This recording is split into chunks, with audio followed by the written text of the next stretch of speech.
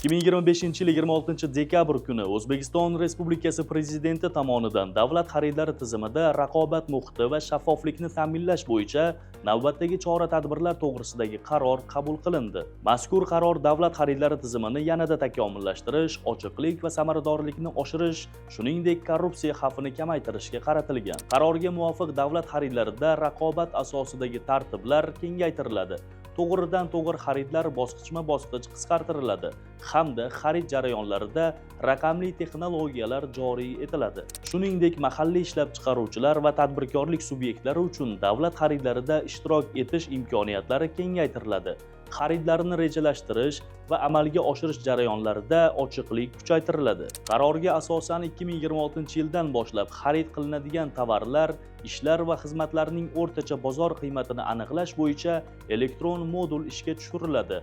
Shuningdek, modul narxlarni asossiz oshirishning oldini olishga xizmat qiladi. Bundan tashqari davlat xaridlarida jamoatchilik nazorati kuchaytiriladi hamda jarayonlarning shaffofligi ta'minlanadi. Mazkur qaror davlat xaridlari tizimida sog'lom raqobat muhitini shakllantirish va byudjet mablag'laridan samarali foydalanishga qaratilgan.